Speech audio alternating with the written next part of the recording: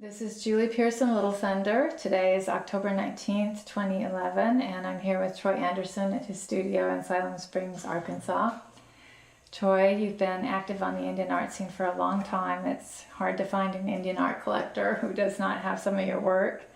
You started off as a painter, but later branched out into sculpture, and you've won numerous awards in both media. Thank you for taking the time to talk with me. Thank you. Where were you born and where did you grow up? I was born in Siloam Springs, Arkansas, and my folks lived in Delaware County of Oklahoma when I was born. And so I grew up basically in Delaware County of Oklahoma pretty much all my life. I think I lived in Arkansas about 4 months of my first 18 years of my life. Any brothers or sisters? Yes, I had 2 brothers and a sister. And actually my mom, we had 2 other sisters that had died within a few months of their birth. Mm-hmm. What did your folks do for a living? My dad was pretty much a jack of all trades. He rodeoed, he farmed, he blacksmithed, he farrowed, shoed horses, ran a backhoe, did cement work. He worked for the city of Watts for a while in the water department. And so he just kind of did whatever he wanted to. Just help support the family. And your Cherokee is on your dad's side, and it's old settler, am I right? Yes, basically old settlers. My first experience, I guess, with my ancestors was they came to Northwest Arkansas in 1832, and then I later found them in Alabama. Then they moved to Arkansas again, then to Missouri, and then to Indian Territory. Was anybody in your family or extended family gifted artistically? Actually, my grandmother actually took up oil painting when she was probably in her 70s, and so that was that a real memory for you? A memory for me, because and of course most of my family has played music. I'm always jealous of my brother. He plays guitar. He just picks it up and starts playing it, and so does my mom, so I can't even. Were you drawing at a young age or interested in art? Yeah, I always remember drawing. The first time I really became aware of it was in the 3rd grade. We were in a 2-room schoolhouse, and late in the afternoon there wasn't much to do, so they give us pencil and paper and say draw something, and so I was drawing, and a teacher came up behind me and complimented me on how good a job I was doing, so I took that and ran with it. What about junior high or middle school? Did you have art classes at all? Actually, I didn't take any art. Actually, it wasn't even in my mind, I don't think. I remember about my senior year, after football practice, and track was all over, somebody had bought me I think it was pastel set. And so I started doing some pastels, and that's kind of how I got. Then I got a scholarship to Connor State College, And of course they say, you're going to major in, and I put down art, you know. Was it a football scholarship though? Was it an athletic scholarship? It was football scholarship. Mm-hmm. And so that was my first experience with art classes, was in college. Oh. So. Who got the pastel set for you? Was it a family member? Or? It was a girlfriend's mother. Oh. I think it was, to keep me busy. And how did your folks feel about you declaring an art major? Well, my dad was probably, thinking that your son's going to grow up to be an artist was kind of a shock. And it was always interesting, he would, like, what are you going to do with that, But then after I became fairly known for my art, people would come up to him and said, are you Troy Anderson, the artist? And he would say, yes. He says, yeah. Happy to take the credit. And then I learned later that he would actually, he would try to draw a little bit, Oh, that's neat. So it's kind of, later on, I think he was a little proud, maybe. And he was a senior, wasn't he? Was there a Troy? Mm-hmm. Yeah. Troy. Yeah. So you're an art major in college. What kinds of things did you learn that were useful to you later on? Well, being a child of the 60s and the late 60s and early 70s, in our art school, most of it was collage. Right. And looking back, I learned a lot about composition, balance, and I think that when I look at my work now, it's kind of a collage. And so I think that helped me in some ways. I remember my first figure drawing class. About a month into it, I thought, I got to get out of this class, And they says, no, you got to hang in there and, work your way through it. And I thought, when I get out of this class, I am never going to do a human figure again. And so what do I do now? All the time. All the time. Now, when you say you think that your paintings are kind of collages in a way, can you explain that a bit more? Well, it takes different ideas and different materials and kind of intertwines even thoughts and ideas. So it's sometimes, artists, we have a preconceived idea of what we're going to do, and I find that when I may start out with one idea, and then you intertwine something into that, and something else happens over here and something else there, and before you know it, you have all this. It's kind of like a stew, You start out with the potato soup, and it winds up,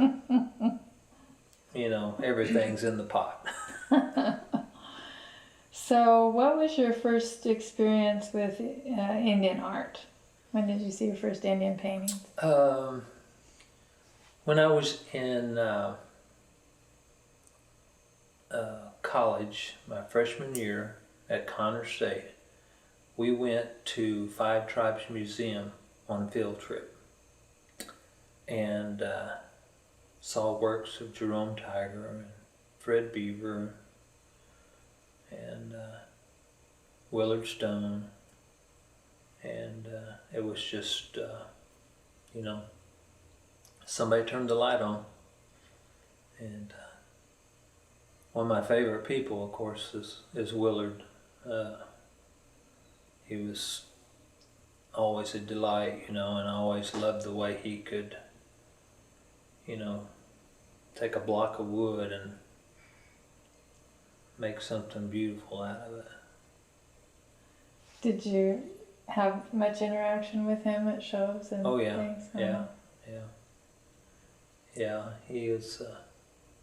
He was very giving, you know, in his, and I find that all the artists at that particular time were very giving of their talents. I had the pleasure of going to Fred Beavers' house and, you know, seeing his studio and going through it, and he was just, you know, gracious, and he would share anything with you. And the same with Willard, you know. Solomon McCombs was the same way. All the artists, at that time I would call them old timers, you know, but they were very, very giving of their talents. So you went to the Five Tribes Museum while you're in college. Did you, while you were still in college, did you enter any Indian art shows, or did that come later? Came much later. As a matter of fact, it was probably maybe 10 years later. Did you in college start exploring some Indian subject matter or not? No. Not yet. No, the college experience was, you know, like figure drawing and still lives and just that old boring stuff, you know, perspective and all the elementary details of art. But you need that, you know, you need that. So after college, what happened? When I got out of college, I decided I was going to be a teacher. So, and teacher coach. And Art teacher / coach. Mm-hmm. It's a great combination. A great combination. Made it pretty easy to get a job, you know, because most, you know, coaches are math or history or, you know, social studies. And so, you know, you get a staff of 8 or 10 coaches and all of them are teaching history, makes it pretty thin. So as an art teacher, it made it much easier to find a place, a niche. So I did that for 3 years. And in what school system? My first year was in Liberal, Kansas, and then I went to a place called Kermit, Texas, which is around Midland, Odessa area. And as I did that, I would spend a lot of my spare time doing art. Mm. And after 3 years of coaching and dealing with parents, and I'd moved twice in 3 years and was getting ready to move again, I thought, this is not stable enough for me. And so I decided I would move back to Siloam Springs and try to make it in the art field. And when I got back here, first thing, a coach comes up and says, "Would you like a job?" You know, I said, "No, I've been there. Don't want to do that." Did you have a family yet or not? No. Okay. No. But you did end up working part-time at Allen Canning Company, is that right? Yep, I worked for Allen Canning for 8 years. And what did you do for them? I was in traffic control. So, But you were also painting on the I side. was painting on the side, doing arts and craft shows, you know, mall shows, anywhere I could go. And doing Indian art for some of the I mall started shows. doing, yeah. So what were those shows like? Were people interested? Are we talking the early 70s now? We're talking, yes, early 70s. There was, and of course in that I would do some Western stuff too, you know, because my dad, being in the rodeos and always being around horses, I did some Western stuff into it. So it's Indian Western type stuff. And so it kind of, and then being from West Texas, I did a few windmills, so that, A little something for everyone there. whatever would, bring in a buck. But if you were in West Texas, you had to paint windmills, so I did windmills. I admit it, I confess, I did windmills. What were your works priced at typically, some of these shows? Oh, anywhere from $3 to $25. I have people that come up to me now and says, I bought one of your paintings back in, 74, and I think I gave $5 for it, And if I remember it, I'll, give them their money back, but I haven't had any takers yet. Yeah. So what was one of the first galleries that you started working with as well, besides doing the mall shows? Well, I guess the first experience with galleries was in about 76. I had been doing taking some stuff to the Five Tribes Museum, and a lady from Phoenix, Arizona came through looking for, artists for her gallery in Scottsdale. And they sent her to my house, and she said, we want to do a show for you, one-man show, and we need, X number of pieces, and can you do that? And of course, yeah, I can do that. And so it was, I think it was called the Sun Gallery in Scottsdale, and did a one-man show, and it was a little country boy, going to Scottsdale, Arizona. How many pieces did you have? I think I had probably 25 or so. How many months to prepare? I actually was pretty prolific back then. I could paint, I was younger, so I could paint, I get off work at 5 o'clock, start painting at 6:37 and go till 4 or 5 in the morning, get a couple hours sleep and go again. But I don't do that anymore. So what was that like to, basically your first gallery show is actually a one-man show? Well, I didn't think much. Thinking back on it, when you're a young kid, you don't think about how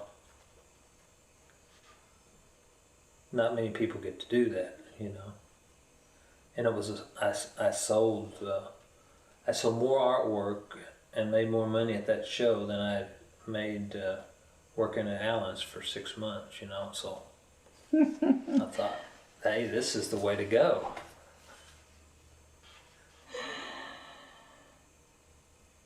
How about Indian Paintbrush Gallery? I know you had a pretty close relationship eventually with the Van Pooks, who were collectors, I think, started out as collectors and later opened that gallery. Was that gallery important to your career? Actually, Moose and Nancy basically sponsored me during that period from Allen's until I was able to make it in the art world. They supplemented actually my income. Once you quit Allen, Mm-hmm. which was how many years after you started? I want to say probably 2 or 3 years, which is a big help, because in the art business, some days are diamonds and some days are gravel. And so I was very fortunate in having them as backers and supporters, and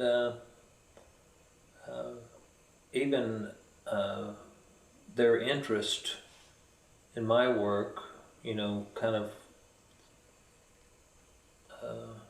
went over to some of their friends, and so it was very helpful in my career at that time.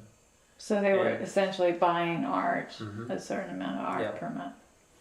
And basically the gallery, she started that quite a bit after that. You think, well, she had all this artwork that, she needed to sell. But that wasn't the case. She just loved art and, wanted to open a gallery, and basically, she just bought artwork from artists and put it in her gallery. And, I don't know that she did a lot of commissions. I mean, not commission, but consignment. And that's how supportive she was of the artists. As she would buy, of course she bought it at wholesale prices, but yet she didn't have to do that.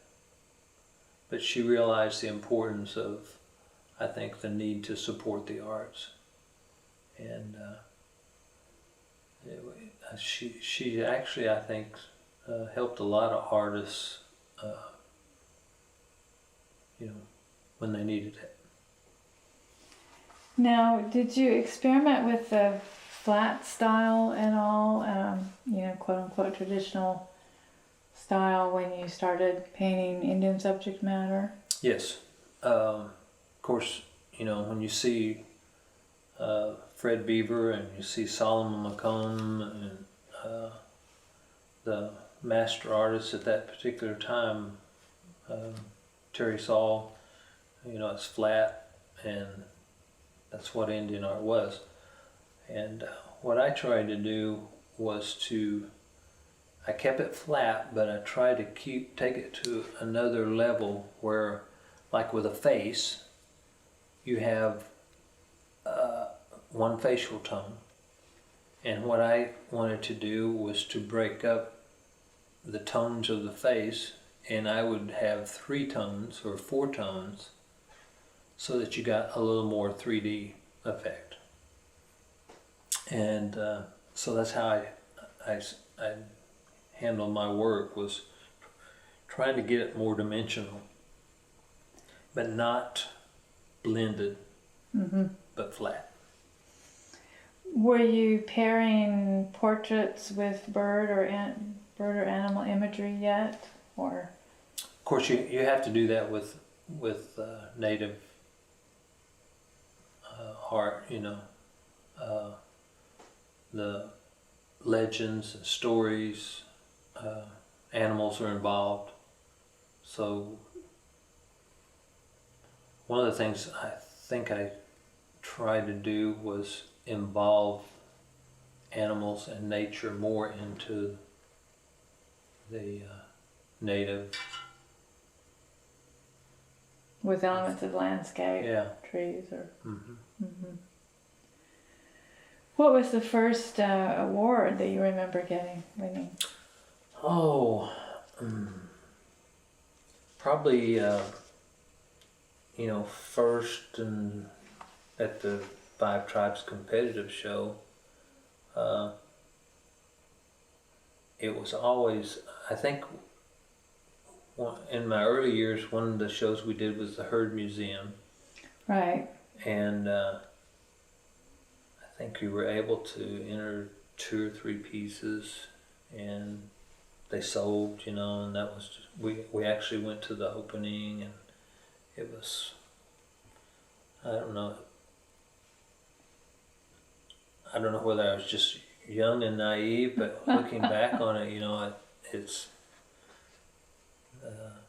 and I don't know if they still do that kind of show anymore. I know we went to Denver once, and it was all native show. Mm-hmm. I mean, and it was a big deal, Big reception. Big receptions, name people, were there, and Right. it was for a young kid from from the sticks. It was pretty exciting. An exciting experience. Did you do pretty well at the herd? Did you win any awards at the herd? Yeah, won the first, and that's always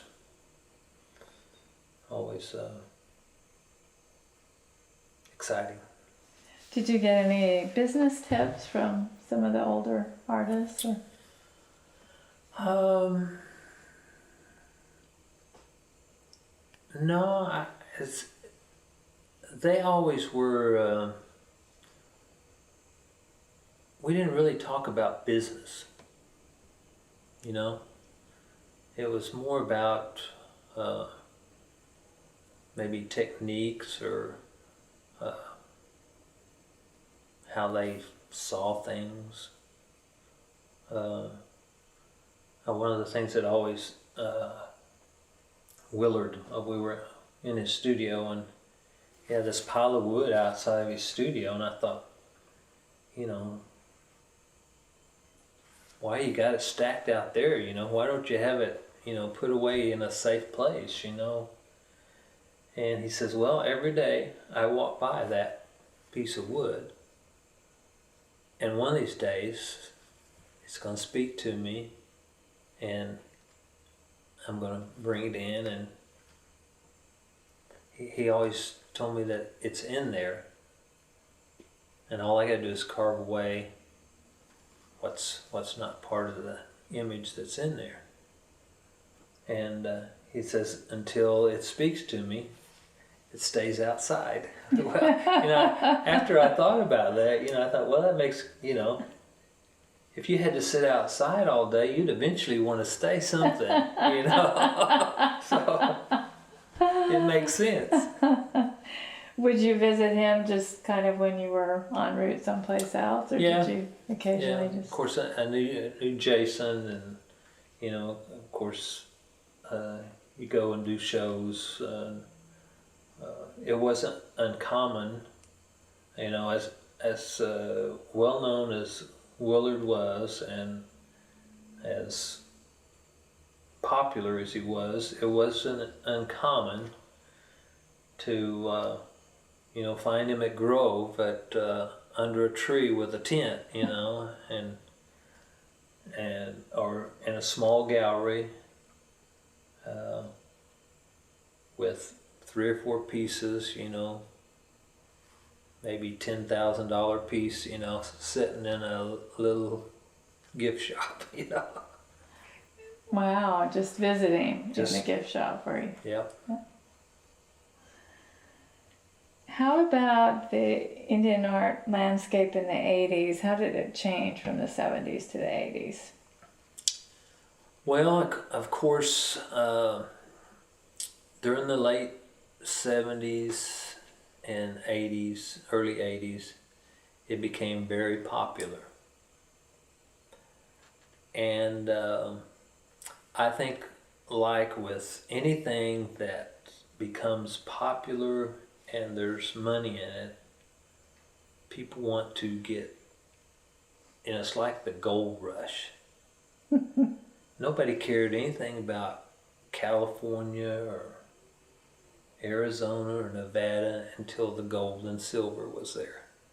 And then everybody went there. And, I never thought about it till now, but it's probably true that the ones that discovered it, made a little money, and then the ones that came in later didn't make it. You know what I'm saying? It was all panned out, so to speak. But I don't know. It was an interesting time. It was an exciting time. And I had always thought that it would come back. But I'm not so sure now. I'm not so sure. Did you do the Philbrook Annual at all? Mm-hmm. Yeah. Mm-hmm. Yeah, those were exciting Last shows. year was 79, Yeah. right? Mm-hmm. There was a lot of experimenting stylistically, I know, on the part of painters in the 80s, and I think you sort of ventured into a more expressionistic kind of approach, or was that later that you were doing that? It was probably a little later than that. And when you say experimental,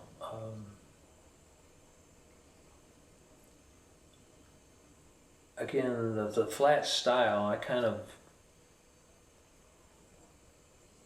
wandered out of that style fairly soon. And then with a lot of the stories and legends, you know, you can do, you can tell a story the same way all the time, or you can put a little bit of a twist to it and try to make it a little more exciting. And so that's what I try to do with my paintings. You know, it's like Willard. He always had a story to go along with the piece that he was working on or that he completed. And I love this. Sometimes the stories are more exciting than the actual piece. It's hard to believe, but you know, you see a squirrel carved out of wood, you know, and you think, well, it's a squirrel carved out of wood, but it's not really, because it has a story behind it. And I think the more I got into that, I wanted my paintings to be more than just a visual thing. I want to have a deeper meaning. And I think that's what makes Indian art, is it's more than just a visual thing. It's a story. So were you drawing specifically on Cherokee stories at that time? No. Or were any It just, whatever travel? you know, if it was of interest, you know, to me that's, you know, and I know that later on, you know, I heard people say, well, you know, you shouldn't be doing Apache, you know, you're not Apache. Well, I shouldn't be painting birds because I'm not a bird, you know, and I shouldn't be painting, you know, grass because I'm not grass. But so that didn't make sense to me, you know, if it's of interest and you can put a different twist to it or a different perspective, I don't see anything wrong with that. When did you begin trying your hand at sculpture? Well, let's see. I had always loved sculpting from, you know, young age. Of course, when you're around Willard's work, I was thinking. if you don't get interested in sculpting when you're around Willard Stone, you probably never will. But you know, just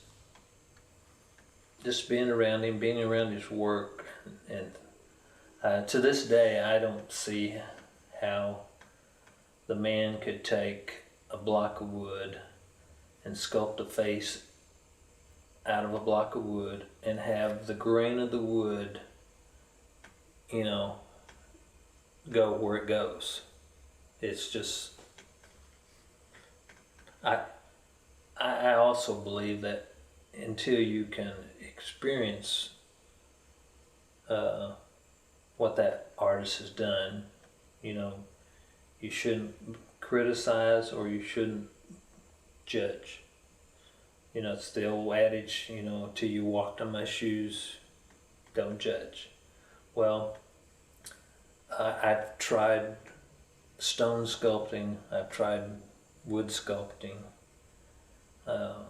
metal, you know, And to me, the hardest would be the wood, and how he could, get those things. I would be using a lot of glue. Elmer's glue would be my best friend. When you first tackled sculpture, you started immediately with bronzes, is that right? Kind of working in bronze. Yeah, pretty much. How do you think your sculptural style has changed over the years? Well, I once had an artist friend tell me that I sculpt like I paint. So it's a collage, basically. And when I do sculpt, a lot of times it is a lot of different elements, in one piece. And again, it depends on how you want to tell the story, and if the story is one-dimensional, you wind up with one-dimensional artwork. If your story is two-dimensional, three-dimensional, then you have to have that in your work. So that's what I try to do. I think I remember that you met your wife Gail during the 80s, and she was working at a bank, and kind of the opposite spectrum from art. What drew you together? Well, I had just recently divorced, and she was working at a bank where I had my banking account, and I had a friend that was the president of the bank, and I would go in and see him, and I'd see her walk across the lobby, and oftentimes I would forget what my balance was at the bank. So I would have to call the bank to get my balance, and that's pretty much how that all started. What role has she played in your art business over the years? It's hard to describe. She's my best friend. She's always looking out for me, She always knows what my bank account is. No, she just, there's nobody better. And I'm very lucky to have her. And you did travel to shows together, I know, for a number of years. Yeah, we went everywhere. And we've been just everywhere you can imagine. She's been there right with me. So, what was one of your more memorable or art show travel adventures? Art shows. Well, I don't know if I should tell it or not.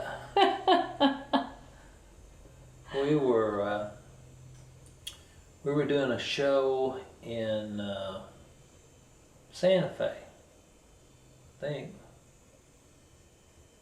and it was at Ted Miller's, and so we were at the hotel getting ready to go to the opening, and of course Miranda, she was a toddler running around, and Gail always had her dressed to the nines with her curly blonde hair, and so anyway, we all got her. I think we were even in tuxes, if I'm not mistaken. I mean, it's real fancy. So we get to the show, and of course we're meeting and greeting and talking to people, and I don't know if I should tell this or not. We Miranda's, playing around, and all of a sudden Gail goes, and I says, "What's wrong?" "I forgot to put Miranda's panties on." So we have a little girl that's going around bare bottom at the arch.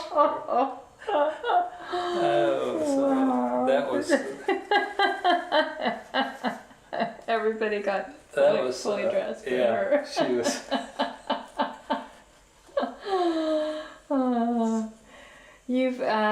You've had a number of commissions I saw to design medallions, various commemorative medallions. What's one that you especially enjoyed doing and why? Oh, I enjoy all of them.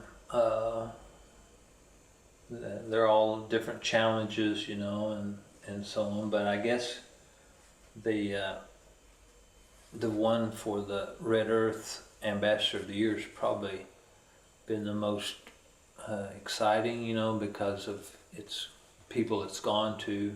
You know, you don't. Can you explain a bit about the award? Well, the Red Earth gives the Ambassador of the Year to someone that has contributed to Native American furtherance of the culture, or just to bring it to the foreground. And I think the first or second year is right after Dances with Wolves came out, they gave it to Kevin Costner, and it's just been a lot of celebrities and dignitaries that have received it, and you know, you get to meet those people, and it's pretty exciting, you know, to know that they have a piece of your sculpturing, you know. They don't have a choice, you know. It's not like they bought it, you know, but they have it. That is exciting.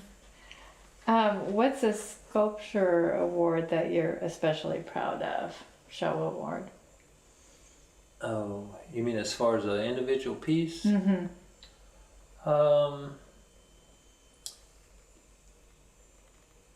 I did a piece called The Healer. That's probably the one I'm most proud of. Not because of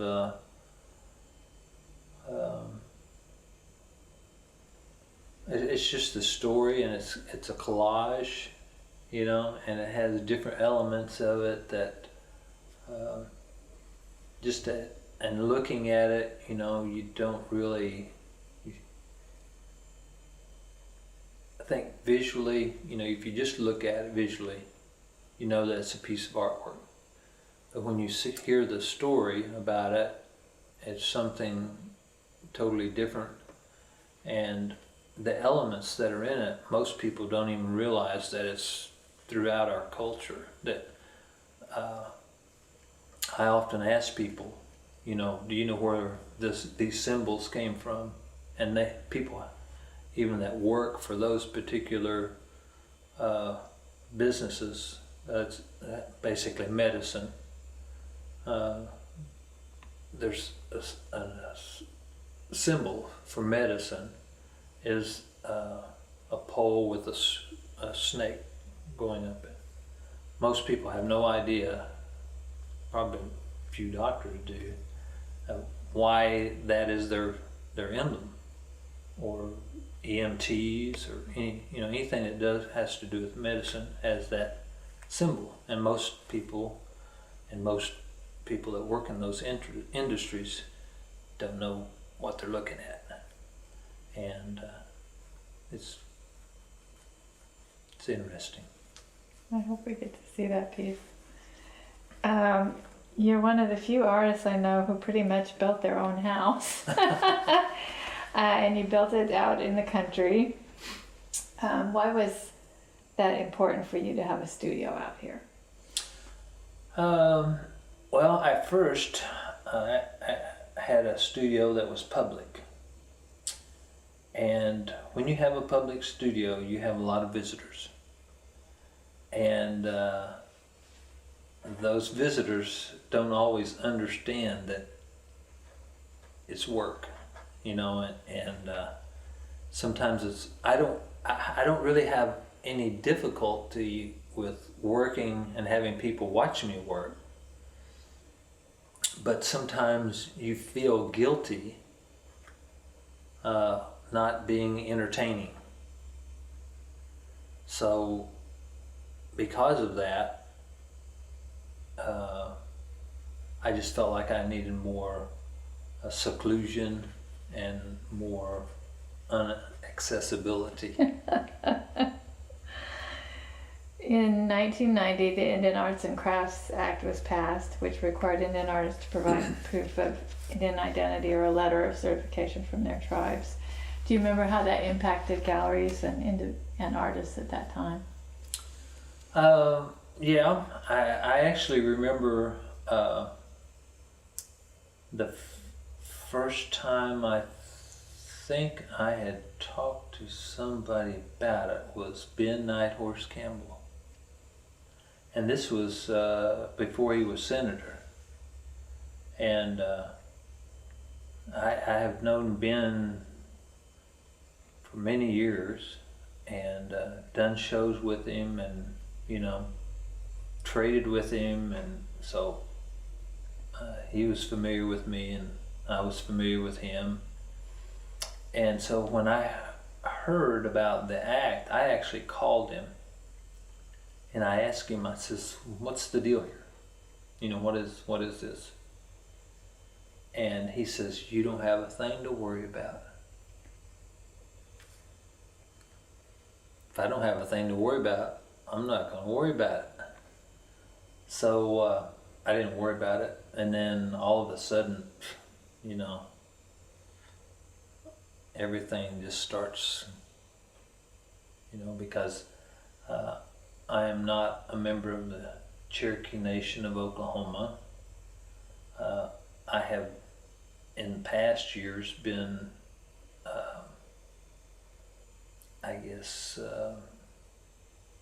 I've done things for them without charge.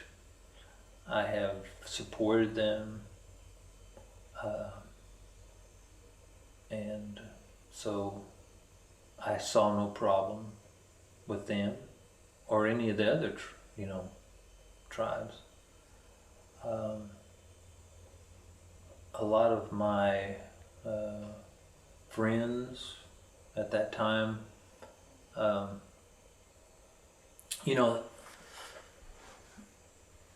sometimes I think you find out who your friends are when things are going not the way you want them to. And so in some ways the Arts and Craft Act helped me in that I found out who my friends were. In some ways it hurt because I found out who my friends were and weren't. So it's kind of like a double-edged sword.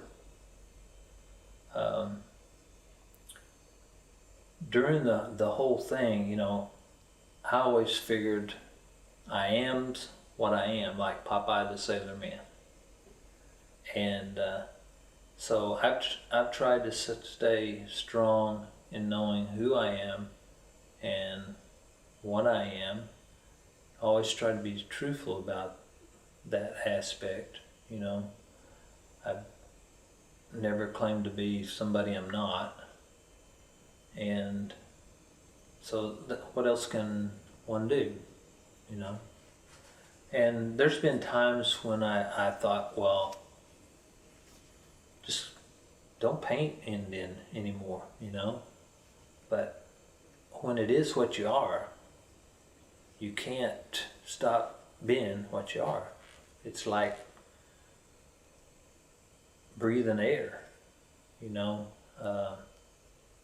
can't stop breathing or you're dead. So when I'm dead, I won't be an Indian artist anymore. You have a website now, and I'm wondering how that's kind of changed the marketing of some of your work, or the business part of your artwork. I have never done much online as far as selling work, but I find it a way where people can contact me and call me. So in that way, it's kind of a, I probably could use it better than I do, but I just, you either paint or you work on your website. So I paint. I understand your youngest daughter, Courtney, is helping you with sculpture. Yes, she has been a great asset as far as the last couple of years. She has been working on a project with me, and she's learned to do things in the sculpting area. One of the things that she does for me is she's my quality control person. When you're doing multiple pieces, as an artist, we don't want to be doing the same thing all the time. So we make little, alterations so that they're not all the same. But when you're selling multiples, they're supposed to all be the same. So she checks me out, and sometimes I'll have something maybe turned a little bit different. She corrects it. Or maybe I'll forget to put something on, leave a feather off or something, and she'll say, "Hey Dad, this one doesn't have a feather." So I have to go back and put feathers on. So it's now, good. Is she doing some of her own sculpture? She's going to. She hasn't yet. I've kept her too busy. But she wants to do some of her own. And she's very artistic. She's getting some good training there. Yep. You paint mainly with acrylics. Have you experimented with other media at all? Yes. I've done oil, watercolor, pastel. I love pencil. And a lot of the things I've done recently have been pencil. It's one of the first arts, but it's like nobody does it anymore. Right. So very challenging.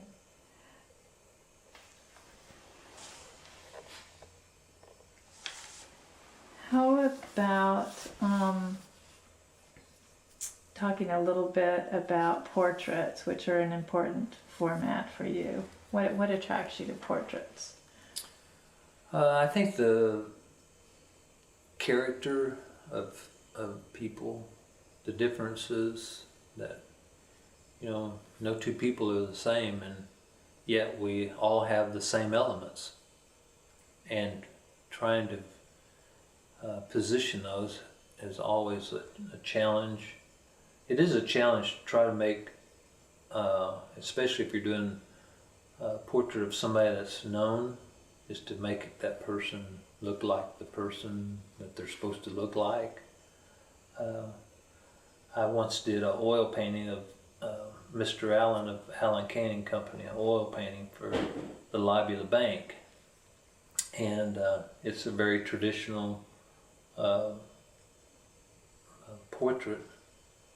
And, you're doing it for a family that knows the person, and so you got to get all the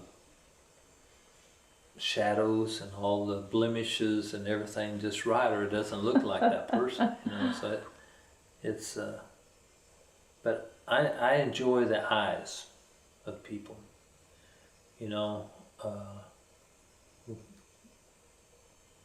The heart or the soul of people is seen through the eyes, and that's always to me the challenge, is to get people to look at the eyes.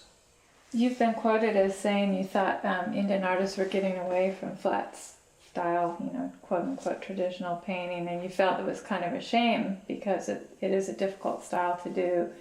Can you explain what's difficult about it?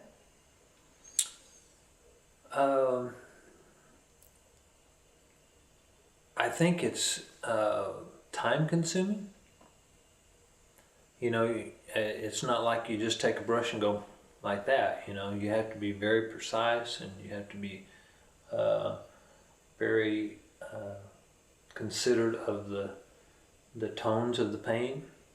You can't have one side be light and one side be dark. It has to be flat. And it's just time consuming, and sometimes artists aren't willing to sit there and just to do that. One of the Ben Harjo, to me, is probably about the only one that still paints in traditional. And when you see his work, first thing you have to ask, why? Why would you want to spend all that time painting little squares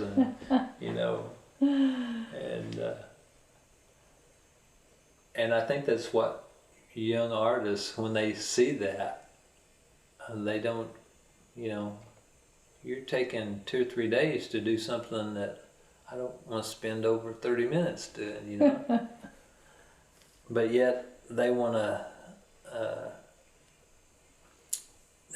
get the same money for their 45 minutes as he gets for 2 or 3 days. Right.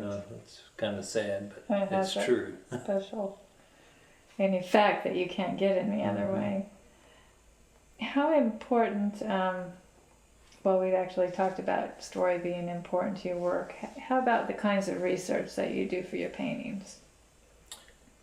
I used to do more research than I do now. Of course, you retain a lot of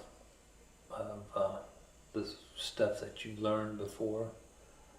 But, and I think talking with people, you find out a lot of things. We were talking earlier about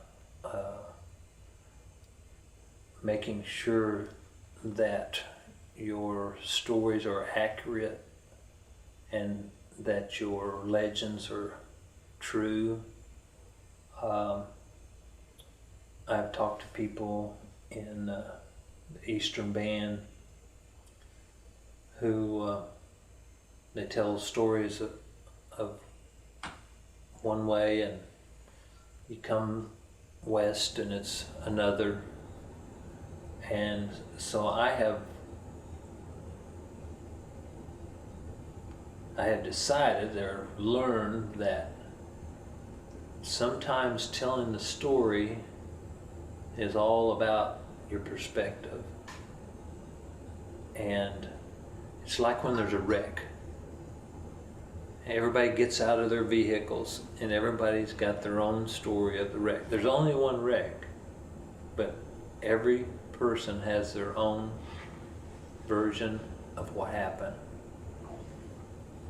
And that's the way it is, I think, in art. We can all paint, but our interpretation of the situation is all personal. And it's now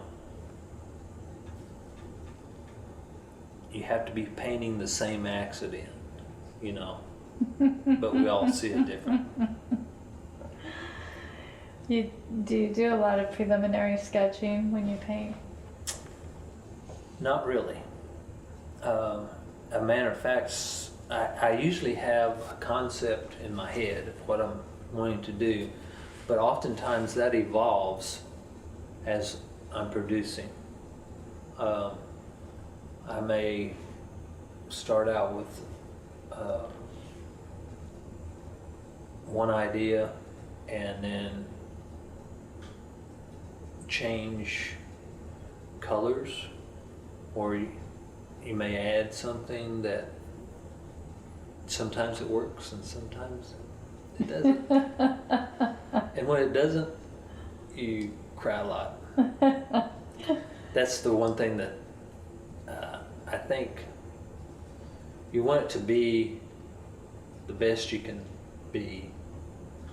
And oftentimes, when you're making an unknown move or an attempt to do something, it's scary because you can actually run days of work in a moment of insanity. Because when you get there and you do it, and you're like, this was crazy to try this. When you're doing figurative work, whether it's in painting or sculpture, have you ever used a model? Yeah.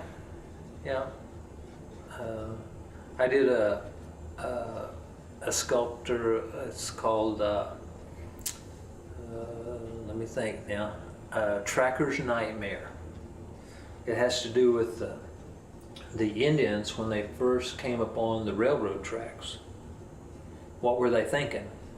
You know, because it's something that they've never seen before, and it must have been to their minds just, you know, what is this, and where did it come from, and what's it do, and you know, there's so many questions that at first, you know, it'd be like us seeing a spaceship, you know. And so there's 4 Indians on the railroad tracks, and each one of them is in different positions and different poses. And so in order to determine that in proportion, because you don't want to have big Indians on little tracks and you don't have big tracks on little Indians, so you have to get all that in the right proportions. So my wife and I, we went down to the local railroad tracks, and so I posed in that position, and she would take pictures of me from different angles for all 4 Indians. So each of those figures I posed for, and she took pictures of. So, and then we did it on the tracks so that the proportions of people to tracks would be correct. Right. I wanted to go back to this notion that you sometimes have to, you know, Courtney's been helping you make sure that these figures, these sculptures in a series are all basically alike. So when you're doing a bronze, you're working from a mold, right? A wax mold. Mm-hmm. And I'm curious about why I would think that they would be all the same. Well, it's always your hope, but they don't always, it doesn't always happen. Sometimes there's a lot of factors that are involved. Sometimes it can be even the weather. If it's cold, your wax dries fast or will harden faster. And if it's in the summertime, it doesn't harden as fast. Sometimes the wax is not the same tolerance. You know, it's stickier one day and the next day it's like paraffin. You know, so there's a lot of different variations. Sometimes you can have your 2-piece mold can just slip just, you know, maybe a 100th of an inch, but yet it changes the seam, so the seam's off a little bit. So in order to get the piece back to where it's got to be, it needs to be, you have to scrape the seam down, and when you scrape that down, it alters different aspects of it. Sometimes there can be an air bubble in there, so when you pull it apart, you got bubbles, and so you have to fix those, and when you fix it, it's different from the ones that didn't have bubbles.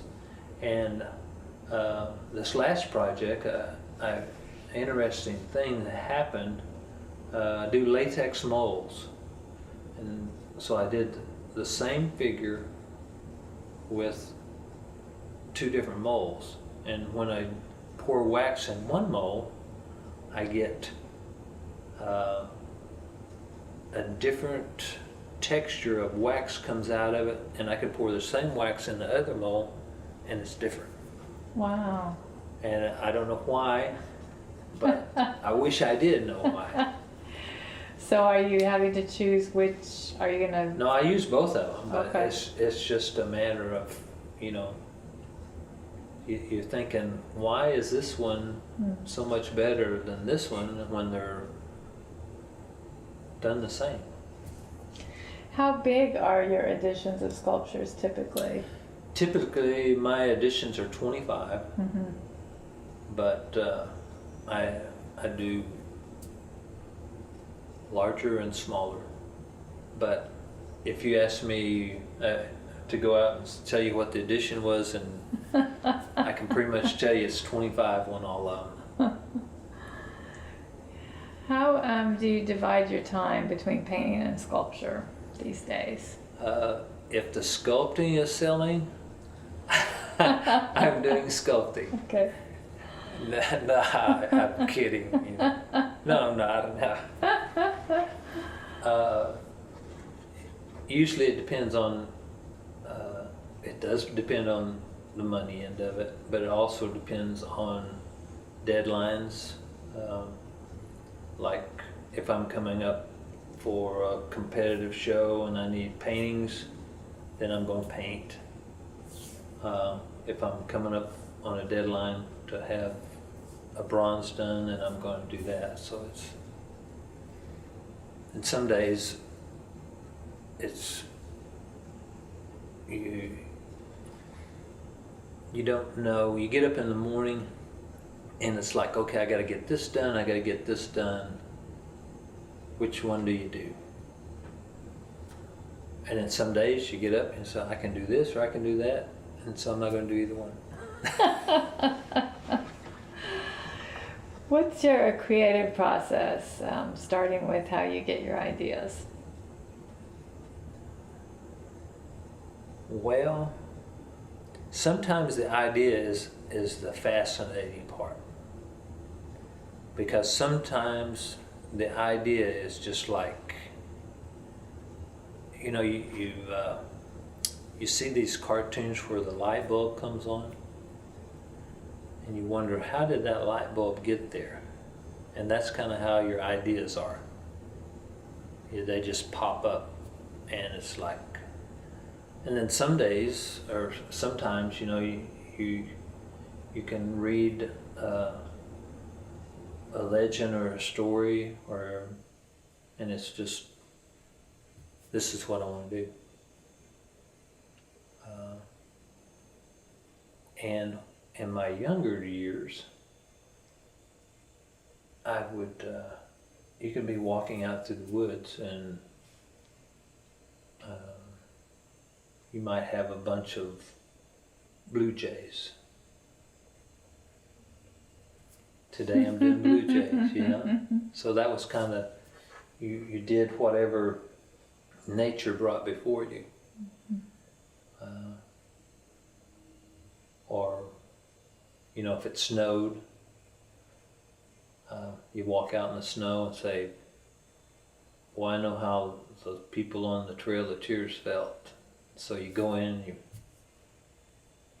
you want to express that. Looking back over your career so far, what has been an important fork in the road for you?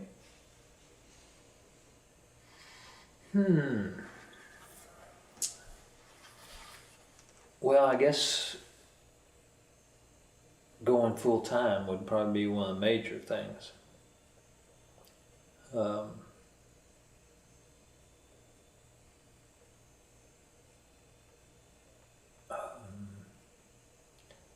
Getting the age that I am,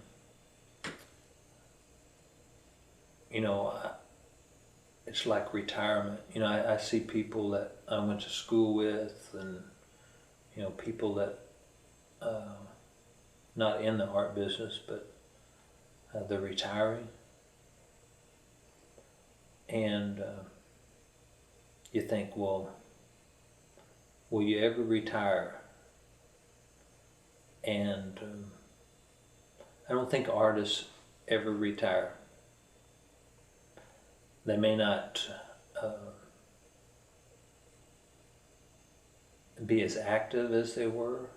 They may not be as prolific as they were. But I don't think artists ever retire. I think it's something that you eat, sleep, and breathe. When you think, Good or bad. right, when you look back on your career, what has been one of the highlights so far? Oh, there's a lot of highlights.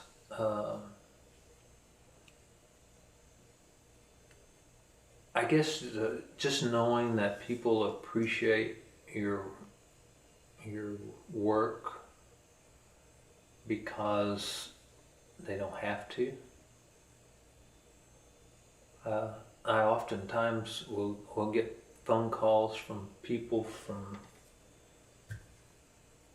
out of the blue, and they'll just say, I really, I bought this back in 78 at Santa Fe Market, and it's hung on my wall, all these years, and they just have appreciated it, and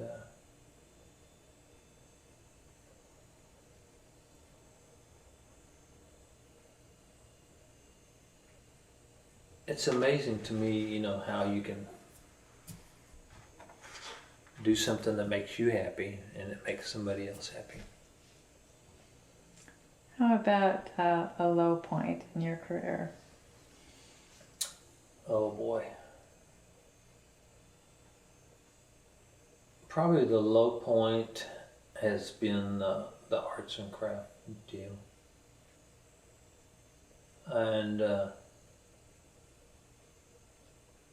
And finding people that you thought were for you, weren't for you, and people that you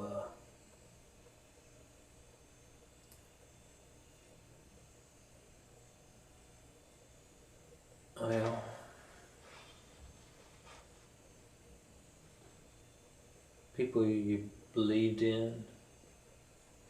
And again, like I said earlier, it seems like a low point, but it's all on how you look at it. Is there anything we've forgotten to talk about before we take a look at your paintings? Any subjects we haven't covered?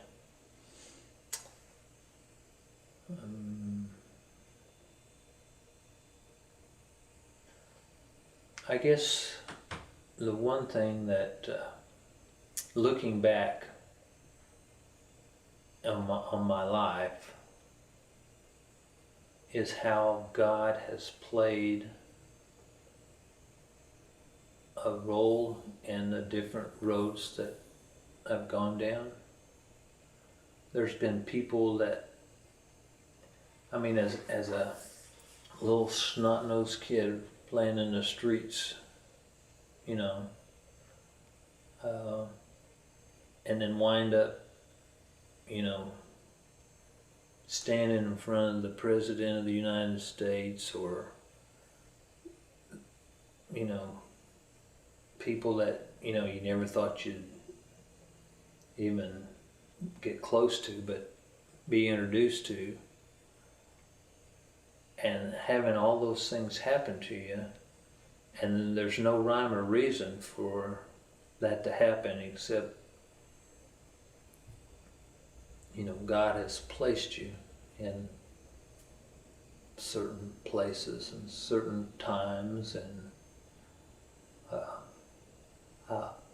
I'll never forget. I was in a show in San Dimas, California, and we had an auction, and you may or may not know who Merlin Olsen was or is, but he was an actor on Little House on the Prairie and a football player and did a lot of TV stuff, commercials and so on. But anyway, we're having this auction, and my painting comes up, and you know, it's selling for more than it ever should have. But anyway, the guy that bought it was Merlin Olsen, and he came over and introduced himself and chit-chatted, and then he left. And one of my friends, artist friends, came over and he says, you know, he walked up, he bid on your piece, that's all he bought, and he left. And I thought, how great is that? I mean, you know, how strange is that? And, you know, it's just makes you drop your mouth and stand in awe. Well, I have to ask one more story before we look at the art, which is, which president were you Bill Clinton. introduced to? All right. Yeah. In conjunction with a painting or a medallion, or? Well, the state of Arkansas gave me an award, I guess, and it was cool. Very. So. Okay, well, we will take a look at your artwork. Yep. At one of your sculptures. What's the name of this one? It's called The Healer. It's Cherokee medicine man, and on the back side you can see the feathers. It's got a Cherokee eagle one, and then the hands are healing hands. Anytime medicine men, you know, they work with hands. All medical professions have to use their hands to work with medicine. Those are actually my own hands that I cast. Wow. And so that's kind of interesting that I use my own hands. These gorgets, the designs are serpents or rattlesnakes, and they are attached to the pole on the back, or to the stick on the back. And a lot of times the people think of snakes and serpents as being bad things, but it's not in all cultures. One of the things that I ask people about is the fact that all the medical professions have a serpent wrapped around a pole, and you would think, well, why would that have anything to do with the medical profession? Or where did that come from? And when you look in the Bible, in the book of Exodus, there's a story of the Egyptians, or not the Egyptians, the Israelites going through the desert, and they are cursed by snakes. And the snakes bite the people. Of course, a lot of them get sick and die, but there's a great concern. So God tells Moses if he will figure or sculpt a serpent out of bronze and put it on a pole, and if they look upon the serpent, they will be healed and be cured from the bites of the serpent. And it has to do with faith. All they had to do, they didn't have to touch it, they didn't have to, do anything but look upon it, and they would be healed. and they could be, hundreds of yards from it, or they could be 10 feet from it. It didn't matter. All they had to do was look. And so that's why in most medical professions that serpent with pole comes from the book of the Bible. Mm. And you can really see those collage elements in this one. Mm-hmm. How about this piece? Okay, this is a piece that I'm working on right now. I really haven't titled it yet. It's still not finished, but it has to do with Cherokee legend of the eagle, or not the eagle, but the hawk, and Uckton. Uckton was a mythical serpent creature, and kind of a dragon type figure. You can see I'm working on that over there on the foreground. Right. And it has to do with the main concept behind the story is the battle between good and evil. Mm. And how man has had to battle between the two. It tells of the two great eagles, or hawks, excuse me, that had a nest in a cave, and they had their young that they were rearing inside of the cave, and they were concerned, little people were concerned about that. So the hawks were raising their young in this cave, and so they decided they wanted to get rid of this danger, so that they sent a medicine man into the top of the cave, and they proceeded to have him swing back and forth until he was able to drop inside the cave, and he was able to get inside, get the young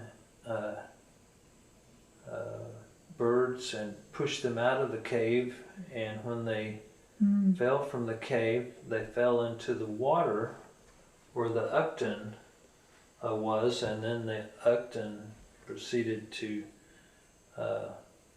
devour the young hawks. And when the hawks came back, they decided that the Uckton had came and stolen their young, so they flew around and came down and grabbed the Uckton and pulled him up into the air and proceeded to tear him to pieces. And as he fell from the sky, the pieces of Uckton fell from the sky, it made great indentions in the earth. And so that's why we have some, I guess you would call them meteor indentions and such in the earth. And supposedly it's a real place where the cave is, and there, was it in North Carolina or? it's in I believe it's in Tennessee. Tennessee, okay. You want to talk about this painting? Okay. This is an owl painting that I did. It's interesting that a lot of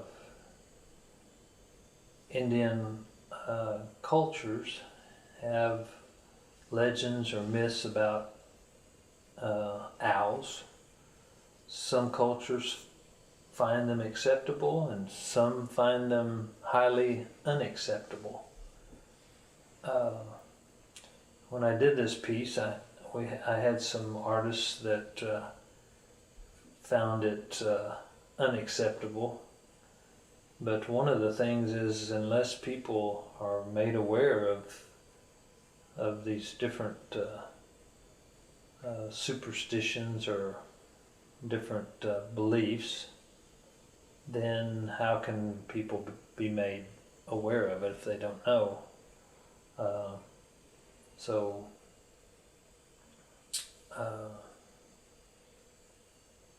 in Cherokee culture, the owl is considered a witchcraft or bad medicine, but it's kind of interesting. I was watching.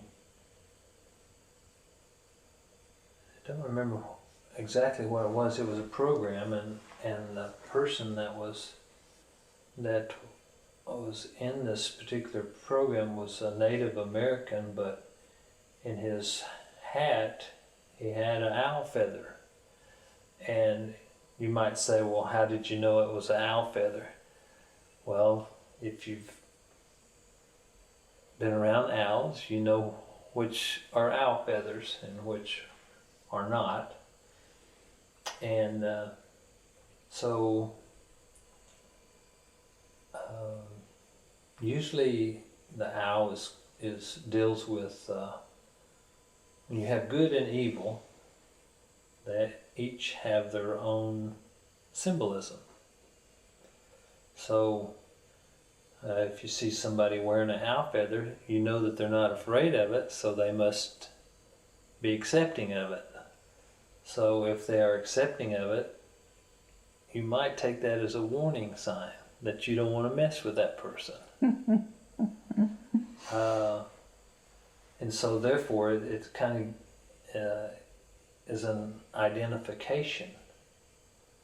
Now if you're not familiar with that aspect of the culture, you might be accepting of it if you're of another tribe, not knowing that you are dealing with something that you shouldn't be dealing with. But the only way you can know that is to know different cultures. So to me, it's like I have been criticized at times for painting different cultures. But unless you're made aware of it, then you don't, it's kind of like, I was watching a program today, and it was talking about body language. If you get up in somebody's face and start talking to them, in American society, that means you're getting ready to fight, or you're angry at somebody. But in Middle Eastern countries, that's the way you talk to people. And so if you don't do that, then you're insulting them. So you have to know who you're talking to, and you have to know what's appropriate and what's not. But unless you're aware of it, you don't know. And so you have to be accepting of if there's a culture that accepts the how, you have to know that. If you're afraid of it and you're in their culture, you've insulted them.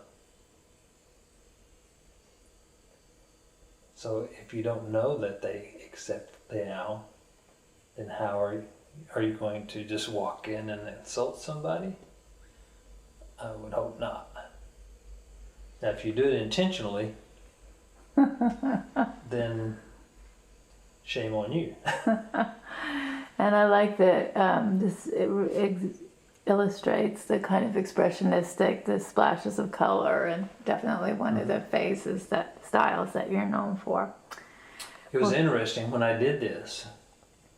The week that I finished it, there was a story in the local newspaper that came out that a barn owl had been nesting in a Lowe's store, and rather than get rid of it, they left it in the store because it had 2 babies and it was getting rid of the mice in the store. Right. So the good Lord made owls for a reason. Well, thank you so much for your time today, Troy. Yep, you're welcome.